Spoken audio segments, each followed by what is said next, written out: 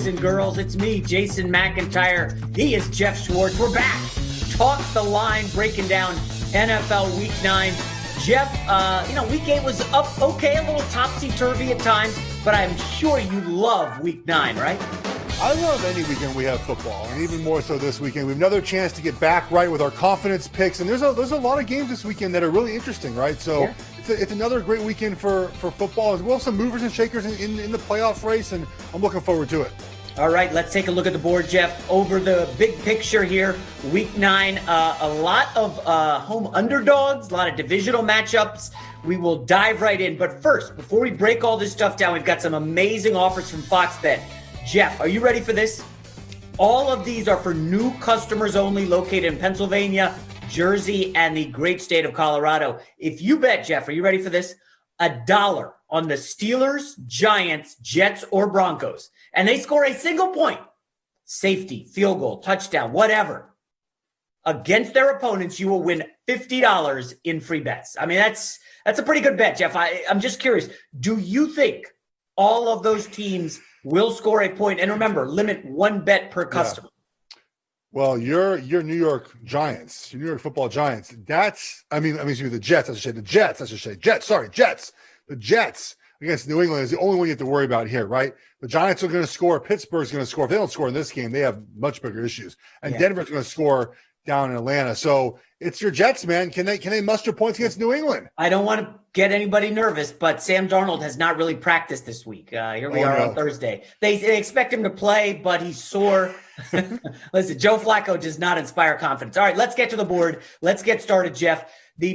Maybe the best game of the week. The Seattle Seahawks travel across the country. That has not been an issue for Russell Wilson throughout his career. He's been dominant on the East Coast. Seahawks 8-1-1 against the spread in their last 10. They go up against the Buffalo Bills. According to Fox Bet, the Bills are 3-point home dogs here. I would love this at 2.5 if it goes down, but 3 at home. I don't know, Geoff. Any initial thoughts on Seattle at Buffalo? Yeah, I really like Seattle here for multiple reasons. One is that their offense has not been stopped all season, and the Buffalo Bills aren't the ones that are going to do it, right?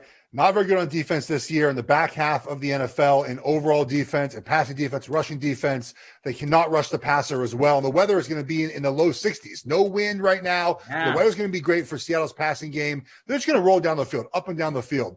Where I have a concern in this game for the Bills, why I like Seattle, is the Bills' offense. Okay, let me pull some numbers up here for you. Weeks 1 through 4, they were 3rd overall in offensive EPA. They were great, right? Josh Allen, MVP, go Bills. The last 4 weeks dropped to 16th, right, in EPA. Their passing took an even bigger tumble, 3rd to 20th. So their team is kind of coming back to earth offensively. And Seattle's defense, right, Jason, each week getting a little better, right? Yeah. Really badly, a little better. Jamal Adams, Dunlop down the lineup. So I think Seattle's just going to overwhelm Buffalo in this game. And let's not forget, guys, the injuries situation, you've got to monitor the injury reports. I'm not saying every single second, but every day you got to look, because take a look at the center, Mitch Morse, in concussion protocol. We don't know if he's going to play. One of their guards is banged up. This doesn't feel like a great spot for the Buffalo Bills. They're coming off their game of the year, game of the decade. They had to beat the Patriots. They did. They're in line to win the AFC East. And I can see Russell Wilson coming in here and really putting a hurting on a criminally overrated Buffalo Bills defense. Geoff, these guys are terrible. This is a Bills team, by the way. Bills have not covered in 4 straight. Josh Allen, if you remember, he got his shoulder dinged up against the Raiders. Didn't miss any time, but he's been wearing a brace. He revealed that in an interview recently. And it's is that why he doesn't have a touchdown pass in the last 2 weeks? As you said, MVP candidate early. Since then, not so much. I don't know, Geoff. I'm with you. I think Seattle's certainly the side, and this may come up later in the confidence picks. Any idea on the total? By the way, one-way action on the total is just going to the moon. Yeah, I mean, it feels that way, too, because, you look at this time of year, you're like, okay, weather's a big concern, right, back east. But like I said, last I checked, low 60s, mid 60s, no wind. So good weather conditions, no home crowd, right? I would take the over here. Again, I'm not betting a total here. I think I really like Seattle -3. So I would lay off the total, but I think you lean toward the over here.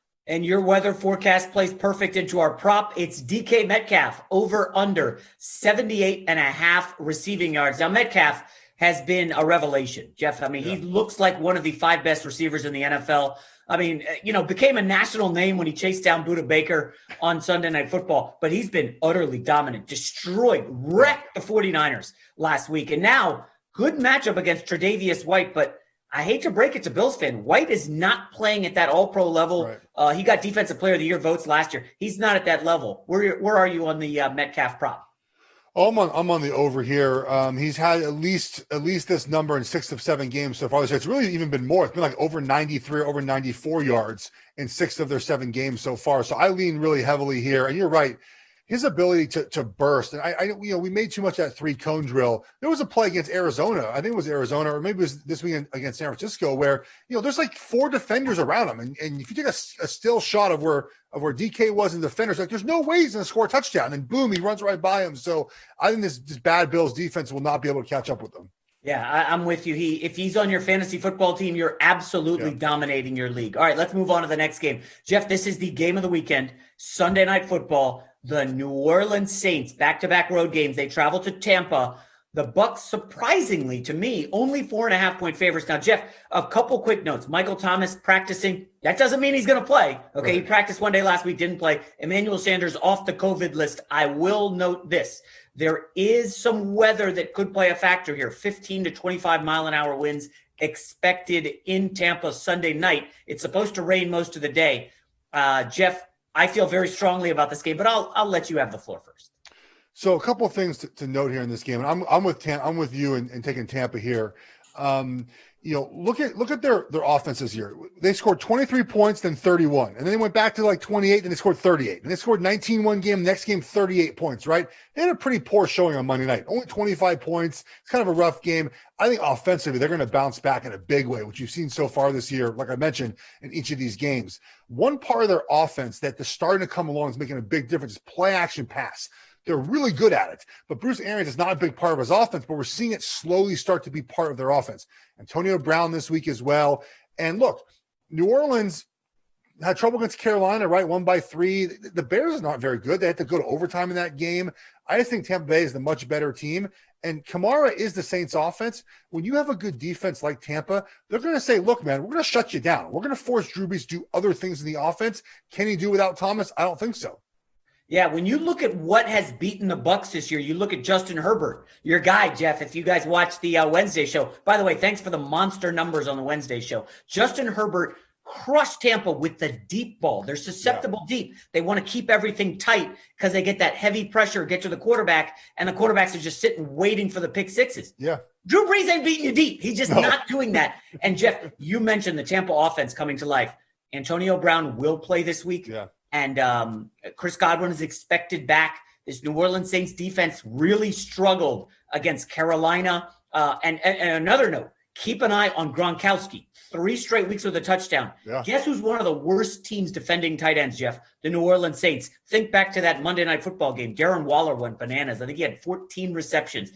Listen, I know the Saints don't get blown out. They're a good team. But, Geoff, everything here points to Tampa Bay big. Okay, we saw them in a prove-it spot against the Packers. They crushed them. Aaron Rodgers was in trouble the entire afternoon. I think Drew Brees is going to be under some pressure. I like Tampa Bay here. I like them covering the number. Look, a blowout, it doesn't have to be a blowout from the cover of this game too, right? It could be a 7-point game, and the Saints aren't getting blown out in that game. I'm with you here. I just think Tampa Bay has shown so far this year that when they have a poor game, they come back the next week and just kick someone's butt. And I think that they want to prove, too, week 1 was a fluke, which it was, right? First game with new offense. So I'm really on Tampa here. Okay, so now how about our prop bet? We mentioned Gronkowski earlier. He is starting to come alive. This is an advantageous matchup against the Saints. Yeah. Will he score a touchdown plus 130? He's scored in 3 straight games. I just gave you the numbers. The Saints can't defend it. Geoff, you're the big prop guy. I haven't bet a lot of props, but this one screams like hammer me.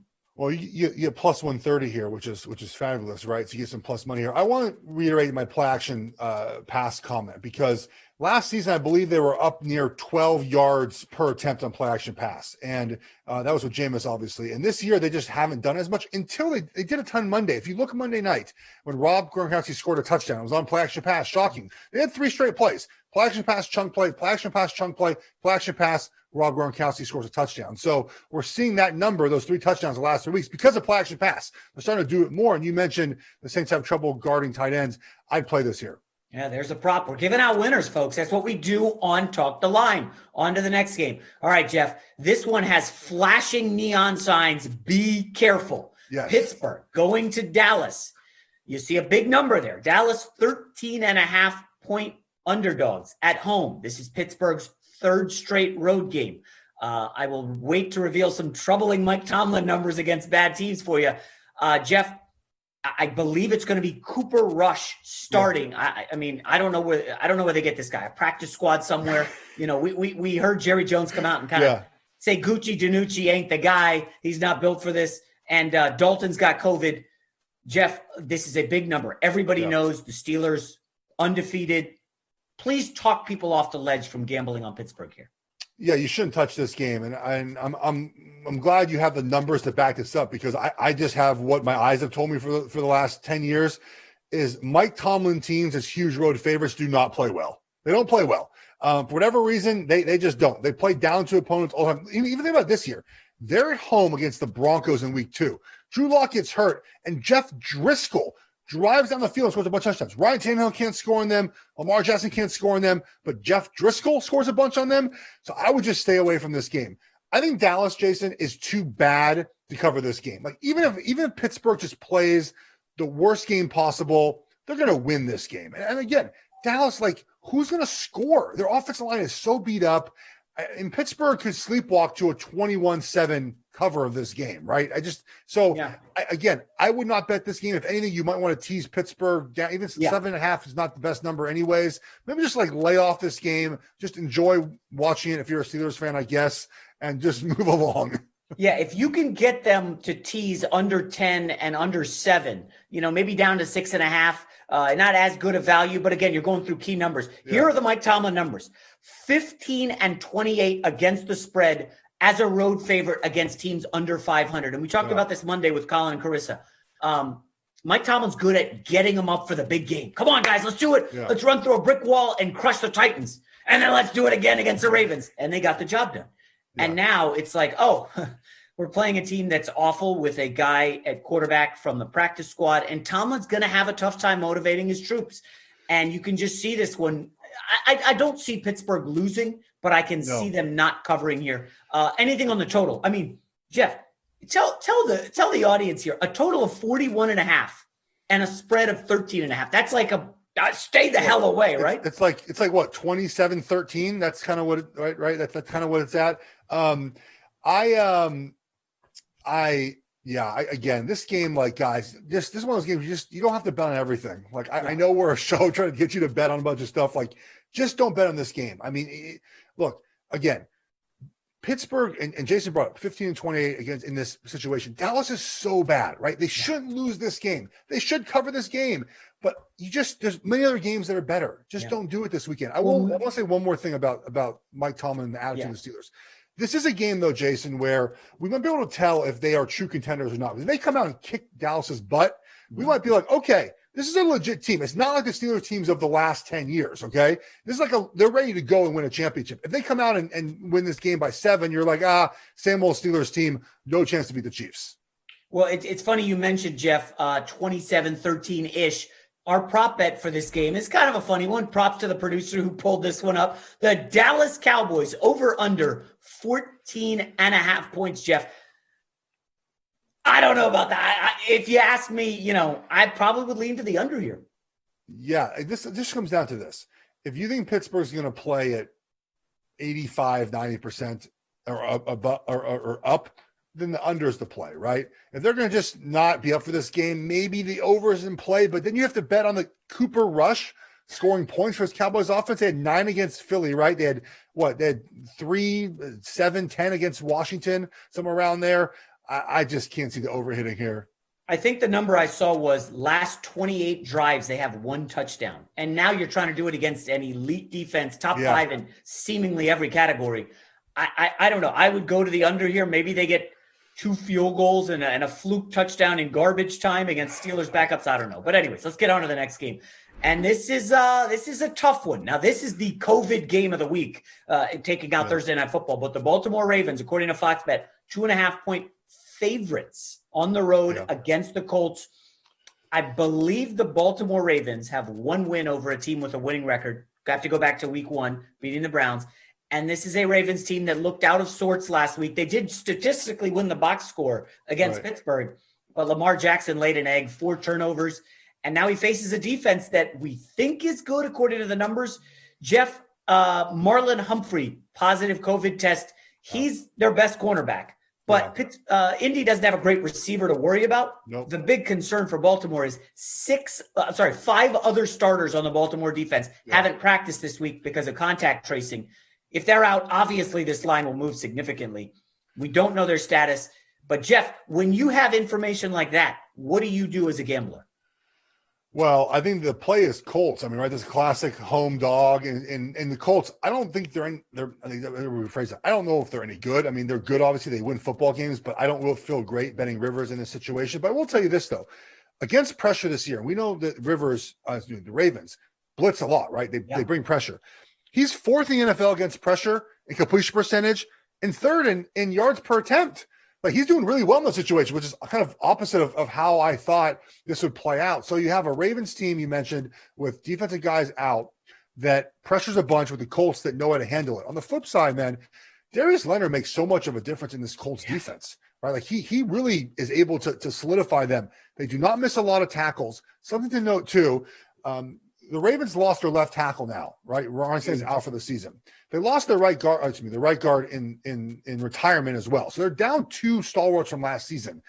So this offensive line is a little different now as well. Colts defense can rush the passer. I just lean Colts. I don't like betting on Philip Rivers. I don't, but I would lean Colts here. Yeah, it is a sell low spot, which you never want to do on the Ravens coming off the loss. I just have so many questions about this Ravens offense. Geoff, you and I look at the DVOA numbers a lot. Last year, Baltimore #1 DVOA offense. This year, they've cratered to 20th. Like, what the heck is the problem? J.K. Dobbins looks like the running back. Is he going to be able to get loose against this Darius Leonard-led defense? I don't know. I, early in the week, loved the Colts getting 3, but so much money has pushed that off the 3 that it's like, let's wait and see. Now, let me ask you about this. When you look at that offense of the Ravens, could Marquise Hollywood Brown be onto something, complaining on social media last week? You got to get your soldiers the ball. He is our prop bet, Geoff. And will Marquise Hollywood Brown have over under 4.5 receptions? He had 3 targets against the Steelers, 1 catch for 3 yards, total non-factor. Pittsburgh worked to take away Mark Andrews, which, it's a security blanket for Lamar. I don't know. Hollywood Brown, 4.5 catches. Secondary shaky. He will probably go up against Xavier Rhodes, who's having a great bounce back year after struggles in Minnesota. I think he's number 11 rated cornerback according to Pro Football Focus. Yeah. Well, the concern here for the over is that this offense throws the ball very well between the hashes, right? Anything outside the hashes is not what they do well. And teams have realized that. Starting with the blueprint last year of the Titans. And not every team can do this, right? The poor teams, and you mentioned their record against winning teams versus losing teams. The poor teams can't do this, right? They're just not good enough. But good defenses have just funnel everyone. They funnel everyone in the middle of the field and say, Lamar, beat us outside. He doesn't do that. So I will lean a little bit under here on the receptions. And you mentioned the offense. Look, when you lose offensive linemen of that caliber, and now they moved the right tackle to left tackle, so they've really moved 3 guys around, find a replacement here and there. It just, your offense is not the same. And that's what we're seeing this year. Yeah. It's a fascinating game. I kind of want to watch that one more than bet it. All right, let's move on to the next game. This is a big game out west. I'm excited personally for this game. The Las Vegas Raiders taking money all week, folks. This is one-way money the entire week. It was 3. They were 3-point dogs heading into this game against the Chargers, according to Fox Bet. It is now pick'em. So everybody and their mom, your neighbor, everyone is on the Raiders in this spot. I'll let you go first, Geoff. I don't want to go off here, but I really like this game. I like the Chargers here in this spot. You're getting value here, obviously, because this started. They were favored by 3, right? It's moved all the way to So this moves. You're getting better value here, taking them on a pick 'em. But here's kind of the reason why. They just can't keep losing games like this. I mean, like, at some point they have to win a game when they're up 16 points in the fourth quarter. Like, I just think at some point I don't know. It's going to be Anthony Lynn. you can't, you just, at some point, the odds say that you can't blow a fifth straight game as a double-digit lead in the fourth quarter at some point. Here's another, I'll give you real, not just like a feel reason. For the last 5 games, Oakland's offense has not scored more than 23 points. We talk about their offense. Their efficiency numbers are good. They don't score points, right, Jason? 20, 23, 20, and 16, sandwich in the middle with that 40-point outburst at Kansas City. So their offense has not been scoring points at the rate that we think, partly because, and this happened last week, more of a necessity, but they haven't run the football as well as they had in the past. Now, they did obviously against the Browns last week, but they didn't play a crisp game against them. Cleveland had plenty of opportunities to win that game. So I think numbers show they're better. Herbert's playing really well right now, and they just can't keep blowing games like they have. Yeah. I'm on the opposite side here. I think the Raiders are certainly a pick. One of my kind of favorite this week. So the Chargers, first of all, Bosa went out of the game last week against Denver with a concussion in the fourth quarter. Drew Lock moved the ball, no pressure. Bosa missed practice Wednesday in concussion protocol. We'll see if he comes out. Hopefully, you want Bosa on the field. Great player. But then you look at the rest of that defense, and they love to play zone. They play the 7th most zone in the NFL this year. Yeah. But what does Derek Carr eat up? He's completing 73% of his passes, killing zone defenses. Carr just hits all those spots. He's a good quarterback. But some people are telling me this guy's an MVP. But when your air yards, are like 5 yards an attempt against the zone, that doesn't do anything. Well, you move the ball down the field. Josh Jacobs may be running the ball. But the other reason I really like this team is when you look at Anthony Lynn, he's coaching well out of the gate. They get a great job getting the lead. Yeah. They're 29th in second half defense. They're just hemorrhaging points in the second half. Teams and the good, smart coaches are adjusting. Oh, this is what Anthony Lynn and the Chargers are doing defensively. And they just shred them in the second half playing comeback football, and they can't stop anybody. And I think the Raiders are the side here. Yeah, I think there's a way you could actually do this where you take Chargers first half, Raiders for the game. Like there's a kind of a way to get both action there, because you're right about this. That's next level stuff, folks. Yeah, the Chargers start fast and finish slow. If you look at like Justin Herbert, Pro Football Focus, has him as like he's like a worse passer in the first and fourth quarter, the second and third quarter. Just for their offense philosophy. They're up 10 points in the fourth quarter against the Broncos, 10 minutes left. They're just like run, pass, run, pass, run, punt. Like they just get so boring. So maybe first half you take the Chargers, you take Raiders for the full game. Yeah, that's a smart idea. Let's look at the prop bet here. It is your guy, Justin Herbert, who's having a monster season. He's certainly right there with Burrow for Offensive Rookie of the Year. Over under 269.5 passing yards against a Raiders defense. I don't know if they're dead last against the pass, but they're close. Look at that photo, Justin. Ain't really the best. I mean, he's not angry of a kid. Geez, you smile there, buddy. I would take the over here just because why not? I'm a root from an Oregon Duck.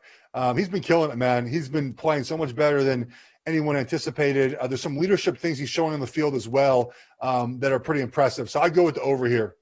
I'm curious, your thoughts. You were in an NFL locker room, Geoff. A guy like Desmond King, who's been a little chirpy, gets traded. He's your best slot cornerback. I don't know. Is that a big plus in that maybe a problem's out of the locker room? Because I think I saw some numbers that their backup slot cornerback is one of the worst in the league against giving up a passer rating. And now he goes up against Hunter Renfrow / whoever else the Raiders tried out in the slot. What does that do to the locker room? I don't think it does very much. I think they're just more upset about keep blowing these games. Like that's more demoralizing than trading King. So I think that's what they're working on this week is how do we close games out? I mean, look, realistically, the Chargers could be 5-2, 6-1. I mean, it's crazy to think about. Like they're a good team, just can't close games, right? They're a great 55-minute team. Yeah. All right, on to the next game. This one, I really like this game. I mean, there's so many good games on the slate this week. Fox Bet has Miami 4.5-point dogs on the road in Arizona against Kyler Murray. Kyler Murray and the Cards off the bye. Remember the last time we saw them was that miracle victory over Seattle, which we both loved.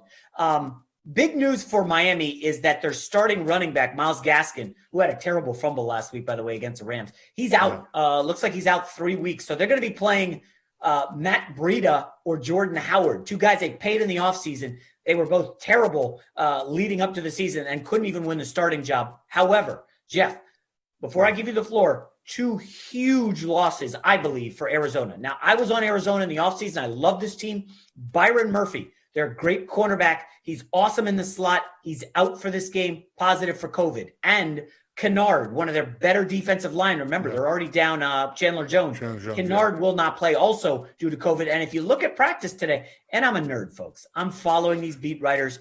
They're reporting Dre Kirkpatrick, the number 3 cornerback, missed practice today. So now you're down your 2 cornerback and 3. You know which way I'm looking based on that. I did love the Cardinals earlier this week. Geoff, where are you on this one? So there's a lot of money pouring on the Dolphins this week because of their win last weekend. But let's dissect that win last weekend, okay? So they scored essentially twice on defense and on special teams. So that's 21 points of the 28 were because of that. I believe they got a short field even the time Tua threw the touchdown pass. Yeah, their longest drive was 33 yards. Yeah. Tua was 11 of 22 for 93 yards. Okay, guys, he did the worst EPA in the NFL in that position the entire week 1. You mentioned Arizona and how we liked them to start the season. They started really slow. Like, are they really good? They're up to 11th now in DVOA, Jason. They're 10th on offense, 10th on defense. Their offense will be set up well to handle the pressure that Arizona is going to bring. The Dolphins are going to bring. Dolphins defense doing a fantastic job. But here's why I like the Cardinals in this game. Because of their defensive matchup against Tua. Vance Joseph is a good defensive coordinator. Might not be a good head coach, great DC. He's got 2 weeks to prepare for a rookie quarterback, and they're going to stress him, man. Like in the Rams game last weekend, Tua didn't have any stress. He had no reason to worry, right? They were up in that game all game. They're hitting Goff. They're killing him. He had no stress. They're going to stress him, man. They're going to find a way to get in his head, to hit him, to make his life difficult. I think Arizona wins this game, and they cover, by the way. Let me add. So I was heavily invested, if you guys watched the show last week, on Miami against the Rams. And listen, I will. Everything Geoff said is accurate. Tua looked jittery in the pocket. Aaron Donald got in his grill on the first play. They forced another fumble. Like, it was ugly for Tua. However, they played a lot. Miami, though, the defense of Miami is why I really think I like the Dolphins here. They played a lot of cover 0, and they just blitzed the hell out of Goff. Flores knows how to rattle Goff. I am a little bit worried when they play man on the outside with Jones and Howard. You turn your back on Kyler Murray, and he's going to scoot around and do a lot of damage. And you guys know I have a soft spot for Kyler Murray. I have futures on him to win the MVP. But, Geoff, this is that part of the emotion that you have to take out. I like the Cardinals. I like Kyler. I like Kingsbury. I like everything about this team. Yeah. But I think I have to bet on them here. And the same thing happened. Remember, at home, they were favored against the Lions. They lose that one. Arizona as a favorite, it just feels a little bit much at this point. Kingsbury 15-7-1 against the spread so far in 2 years as a Cardinals coach. He's done a really good job there. You mentioned the 0 pressure, really interesting. So the Rams, for whatever reason, just had no answer. And it wasn't crazy. They're lined up at the line of scrimmage. Goff has played enough football. He knows, okay, I have 5 blockers. There's 6 guys here. If this guy comes, I better throw the ball. I mean, it's not a surprise. Andrew Whitworth, one time, he pointed, I have this guy to the running back. And the running back just didn't block his own guy. He blocked the other guy. The Cardinals have a week to figure out the 0 pressures. And you're right. If Kyler Murray makes one guy miss off the edge, he's gone, right? 0 pressure, cornerbacks, man coverage. Also, too, the Cardinals have great wide receiving options. They're better than the Rams. Cover 0, throw it up to Hopkins, throw it up to Kirk. Like, there's many options to get more yards against cover 0. So I think Arizona will handle that a lot better. All right, Geoff, this is unscripted. I just thought of it. I don't know if we mentioned it yesterday during the mid-season future show. If you think Buffalo's going to lose to Seattle, if you think Miami's going to win this game, is it smart to just put a few shekels on the Miami Dolphins to win the AFC East? Yes, there's one of my picks for the playoffs. I have like 225. We talked about this. Yeah. I like yes, I would put them down. But I think I'm going to lose this game, though, so I don't know. All right, let's get to the prop. So Geoff, I know you're bashing Tua. His family's going to get upset with you. Tua, over under 21 and a half completions. I think you said he had 9 last week or something 11. like that. They could be playing catch up here, though. As you said, they had the lead. They really ran the ball. 21 and a half feels like a big number for a rookie quarterback. This is 21 and a half completions, right? It's not even like attempts. Yeah. I think I'd go under here. Their game plan was very conservative. I believe Pro Football Focus had them charter for 24 pass attempts, including the sack, right? That was part of it. And 10 of those 24, I went back and watched, were play action, bootlegs, screens, shovel pass, like just easy ways to try to get him to throw the ball. Like, they're not trying to push the ball downfield with him. I would go under here. I think Arizona just tries to stop the run, and just tries to limit that. One last thing, too. Talking about the run, I forgot about this. I got down here. Arizona 3rd in the NFL in rushing. Dolphins 32nd in rush defense. Something to look the out for. The Rams should have taken advantage of that last week, and they didn't. They did. Yeah. They just, Goff was they ran the ball fine. Goff was just early, he was so bad. He was when bad. When they fell behind, a lot of Goff passing. I didn't understand. Anyways, let's move on. Next game. Listen, folks, this one is an enticing matchup, and this was a confidence pick of mine. No mas. I had to move off of it. The Bears, according to Fox Bet, 6.5-point dogs at Tennessee. Now, a lot of Tennessee money has come in the last 24 hours. Yeah. It probably has to do with this Bears injury report. And remember, that game with the Saints was a battle. They really wanted that game. The Bears offensive line is a bit of a mash unit right now. 4 starters did not practice. Whitehair, we know, missed the game last week. It didn't hurt them that badly. However, the counter to that is Tennessee was up against Cincinnati last week, down 3 starters on the offensive line, and Tennessee couldn't do a darn thing. I will also add one other one that seems big, Geoff. You're a trench guy. Hicks, the big run stopper for the Bears, didn't practice. And again, it's middle of the week. We got to really wait till Friday and Saturday to find out who's playing and who's not. But if Hicks is out against Derrick Henry, that's bad news. I love how much you monitor injury reports for like vet days. It's fantastic. Too much. I love it. I love it. A couple things to consider before we talk about the game. Just some trends here. The Bears have won their last 3 games as road dogs outright. To point out, Tennessee 2-5 against the spread this season. Have not covered very well against the spread. So the matchup that I'm keying on here and why I like the Bears in this game to cover, I'm not sure I like them to win this game, is third down defense, all right? Bears number 1 in the NFL on third down defense. And Tennessee, without Taylor Lewan, their left tackle, have not been the same the last 2 weeks. Tannehill's been under 235 yards the last 2 weeks. Completion percentage dropped all the way to 60% the last 2 weeks. They just haven't been very good. I don't think they're going to score a lot of points in this game. On the flip side, the Bears offense, we know, just like muddling along. They just kind of do enough every week too, which it's frustrating to watch them play. They just like do enough. Tennessee, 32nd on defense on third down. They allowed the Bengals to be 10 of 15 last weekend on third down. The Bengals with 7 offensive linemen hurt and a rookie quarterback. No mixing. I just think that this is going to be an ugly, ugly game. But I like the Bears and the points here. I hope it gets to 7. I don't think it ever gets there. But you hold your nose and you bet the Bears here. So let me ask you this, Geoff. You can't quantify this. I'm sure there's some numbers guys who are going to scoff when I say this. But this idea that teams that play Pittsburgh one week get so physically destroyed because what Pittsburgh does, they are one of the hardest hitting teams in the league. Yeah. It is a real war of attrition against the Steelers. The next week tend to come out flat. We saw the Titans come out, and there was no juice in that team. As soon as Tannehill threw that pick, I think in the red zone, first drive, second drive, it was like, deflating. Bengals led the entire game.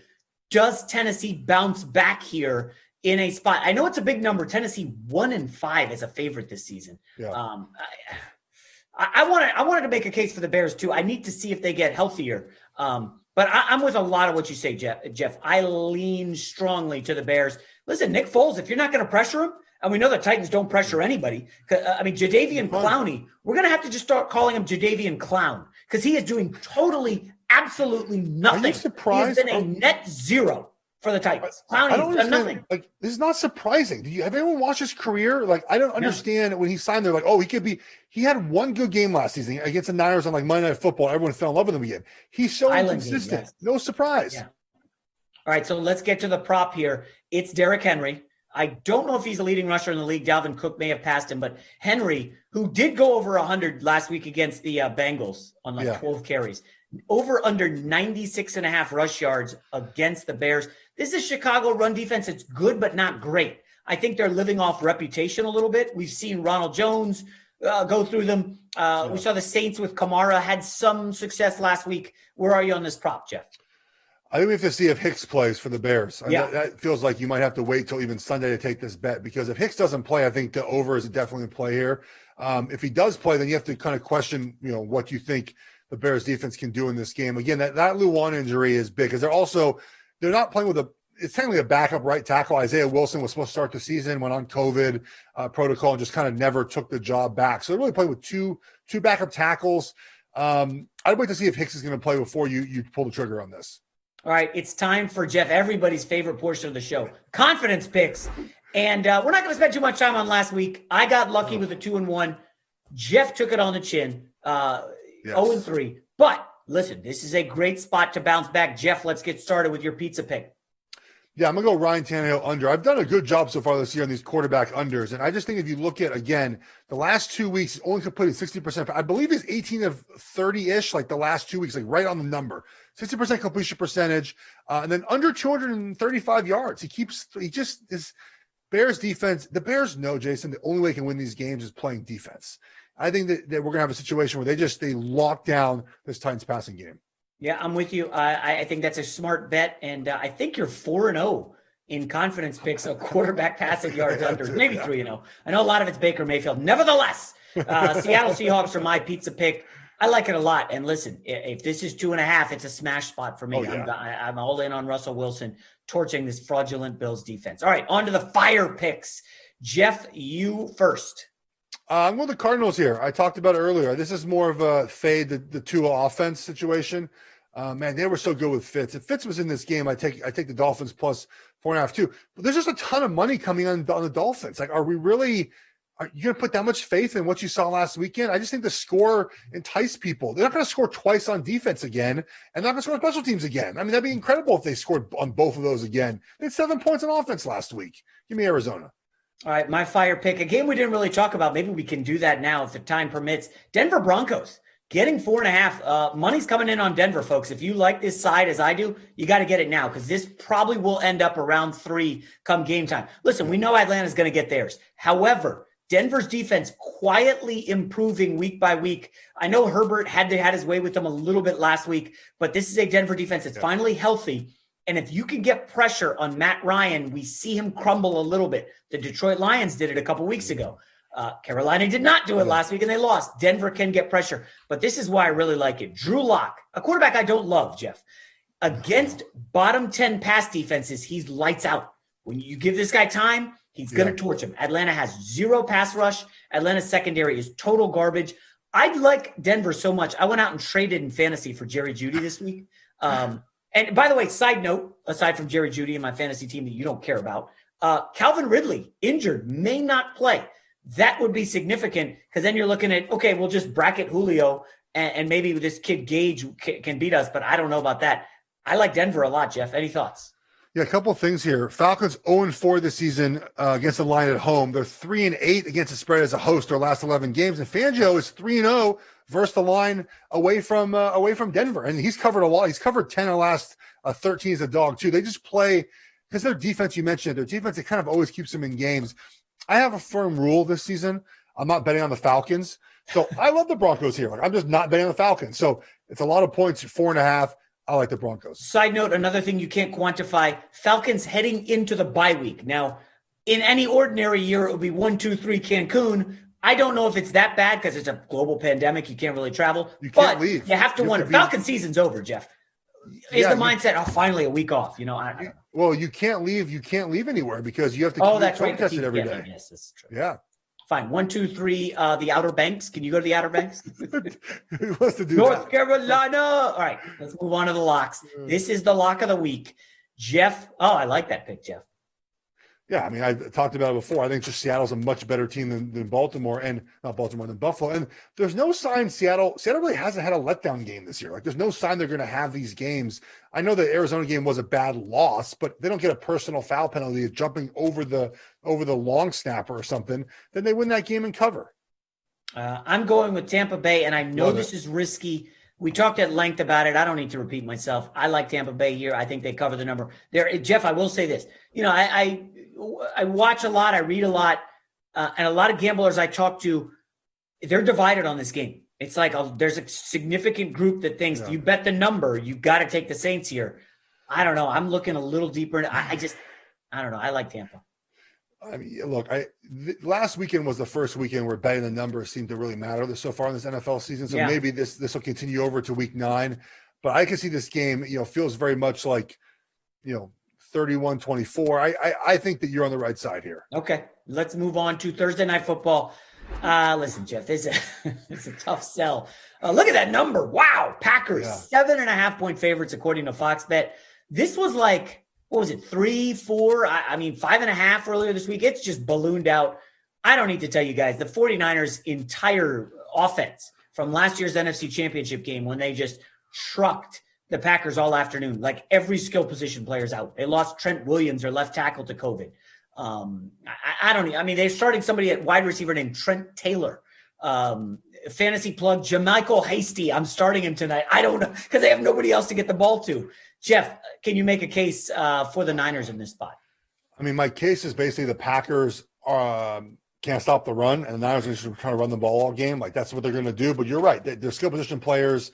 Their left tackle's out. Trent Williams on the COVID list as well. I think you just look. It's Thursday night. You watch this game. You take your mind off the election. You just enjoy it. You don't have to put any money on it. Just relax. Put your feet up. 3.5 hours of football. I wouldn't put any money on the game. I really wouldn't. If you like to, be my guest. This is just it's going to be ugly. It's just going to be bad. Yeah, Geoff, I'm not a trend guy. One final trend for this game. So teams traveling from the East or Central time zone to the West Coast for Thursday night football. So short week, travel, and then the early start, right? West Coast time. Yes. In the last 12 years, 0-11. So I'm not saying I'm betting that blindly, but 0-11 is a pretty significant trend. It's a real travel spot, but that's kind of nerdy, and somebody's laughing at me. That's all right, very let's much move on. A baseball stat, and I love it. Packers, Niners, Davante Adams. Oh boy, over under 92.5 receiving yards. I don't even know if he had 60 last week, but he did have 3 tutties. Any thoughts on Davante Adams? Why not bet the over? It's just have some fun tonight and root for points. I don't know. I don't really have a great feel for whether he does. Again, the Niners can really, I think, do a job tonight taking the air out of the game and just running the football as much as possible. And Shanahan's really good at scheming up easy passes and easy ways to get the ball down the field. So I don't know if Adams will have as big of a game just because they might not have the ball as much. Yeah, I 100% agree. I think 49ers try to control the ball and clock. I don't know if they can. All right, next prop bet, a daily double prop bet, thanks to Fox Bet for Thursday Night Football. Will Davante Adams score a touchdown? There's some juice there, minus 133. Yeah. I don't know if I like the juice. I feel like this would have been like minus 110 if he'd have 3 last weekend.